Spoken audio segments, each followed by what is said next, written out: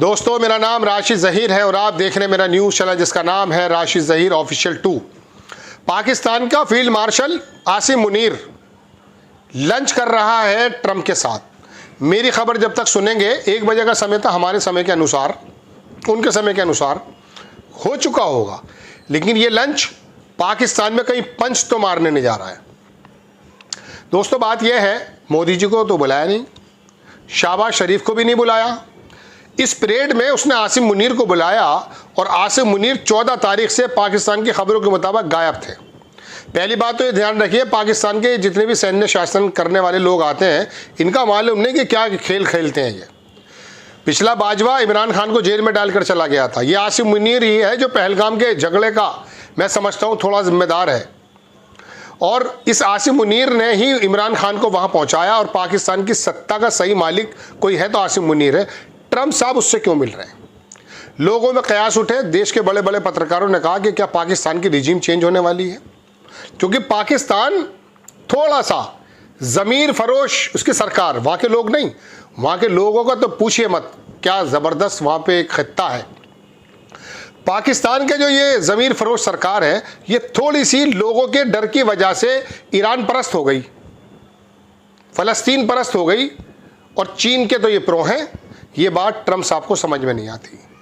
Trump, Iran का बहुत बड़ा बॉर्डर पाकिस्तान से लगा हुआ है। अगर मिसाल के तौर पे ईरान को चीन सपोर्ट करता है, रशिया सपोर्ट करता है, ऐसे में पाकिस्तान के अंदर सरकार ट्रंप की पिट्ठू सरकार आ गई तो ये ट्रंप को सूट करेगा, अमेरिका को सूट करेगा।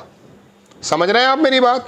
तो एक कयास तो ये लग रहा है कि क्या आसिम मुनीर को वहाँ की सत्ता सौंपी जा सकती है। ये मेरा पर्सनल भी ख्याल है, लेकिन लोगों से बात ये आ रही है कि इमरान खान को जेल से निकाल करके उसको सत्ता सौंपी जा सकती है, उनको पिट्ठू सरकार बनाई जा सकती है। एक साहब पत्रकार है देश के बड़े, मैंने उनसे कहा कि मुझे लगता नहीं कि इमरान खान जैसा व्यक्ति, क्योंकि उसने तो इसराइल को भी एक्सेप्ट नहीं किया था, इमरान खान जैसा व्यक्ति इस काम को करे, लेकिन उनकी बात हो गई, इसी शर्त पर उनको छोड़ा भी जा रहा है। ये देश के एक बड़े पत्रकार मुझसे कह रहे थे। इसके पास कोई ऐसा भारी लिंक मेरे पास नहीं है कि मैं आपको सबूत के साथ ये खबर बताऊं, लेकिन कयास लग रहे हैं।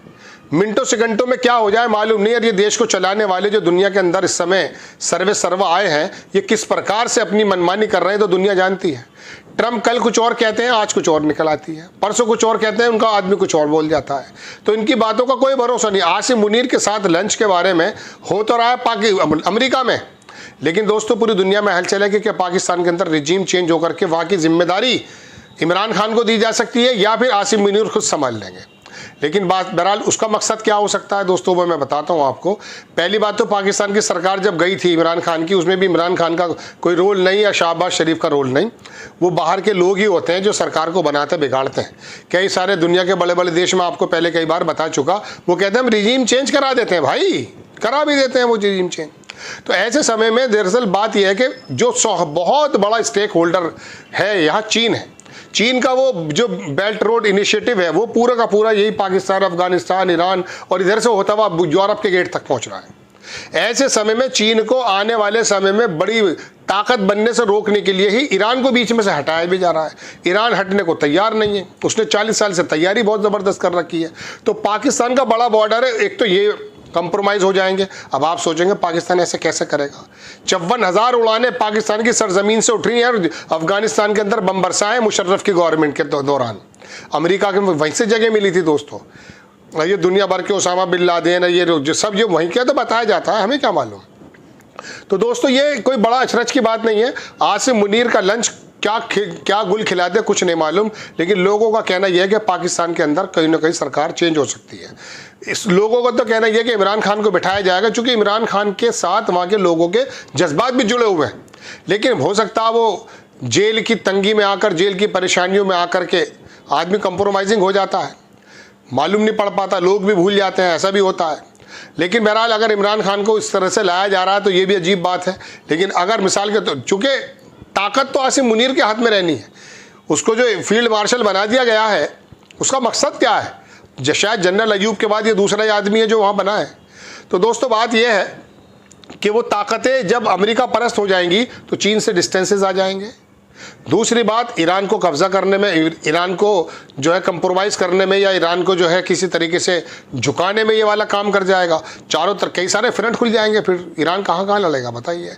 चीन और रशिया और तमाम मिडिल ईस्ट की जो मुल्क हैं जिनको चीन ने साधा है, आसियान मुल्क हैं जिसको चीन ने साधा है, अफ्रीकी मुल्क हैं जिनको चीन ने साधा है, ये इतना बड़ा एक प्लेटफॉर्म तैयार हो रहा है दोस्तों ब्रिक्स के माध्यम से या दूसरे माध्यमों से, कि अमेरिका की उस, मैं कह सकता हूँ कि जो पूरा का पूरा दुनिया के अंदर वर्चस्व है उसको बड़ा सीरियस कोई टक्कर मिल रही है, या मैं कह सकता हूँ कि एक मुकाबला मिल रहा है। बहुत सोच समझ के शब्दों को मुंह से निकालना पड़ता है। पता है, एक साहब बता रहे थे कि यूट्यूब पे शहीद का शब्द ही मत बोला करो, पता नहीं क्या हो रहा है। चलिए खैर, तो दोस्तों ये दुनिया के अंदर चर्चा है, मुझे लगा आपको ये कयास बता देना चाहिए। इस बीच खामनेई साहब का भी बयान सुन लीजिए, बड़ा शानदार बयान आया उनका, और उन्होंने टीवी पर आकर कहा कि ईरान की सभ्यता को आप जानते नहीं हैं। आप सोच ये रहे हैं साहब कि टेरराइज करके आप हमें झुका देंगे, ऐसा संभव नहीं है। बम का जवाब बम से मिलेगा, स्ट्राइक का जवाब स्ट्राइक से मिलेगा, और जो ऐसा सोचते हैं ऐसा हो जाएगा। उनकी समझ कम है, ईरान के बारे में कम समझ है उनकी। मैं तो आपको कल भी बता चुका हूँ, कल हमारा एक 4 PM पे मैं बात कर रहा था, तो वहाँ मैंने यही कहा कि 250 साल का अमेरिका है, 47 के बाद का ये इसराइल है। इसको नहीं मालूम कि ईरान के लोग किस मिट्टी के बने हुए हैं, उन्होंने क्या क्या कुर्बानियाँ दी हैं। हज़रत अली के, हज़रत हुसैन के समय से क्या क्या कुर्बानियाँ उन लोगों ने दी हैं। कुर्बानियाँ देना तो उनके नस्लों में शामिल है भाई। तो वो लोग डिग नहीं सकते, कट सकता है सर, डिग नहीं सकते वो लोग।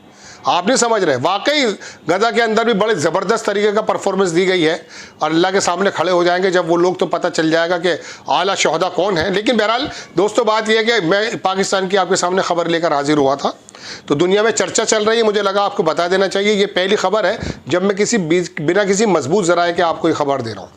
ये एक पत्रकार है, उनकी बात मैं हो सकता लगा भी दूँ, उनकी तरफ से बात आई कि हाँ ये संभव है, ऐसा पॉसिबल है। आपको खबर अगर अच्छी लगती है, बराए करम चैनल को सब्सक्राइब करें, शेयर करें। नेक्स्ट टाइम में किसी खबर के साथ हाजिर होता हूँ। जय हिंद।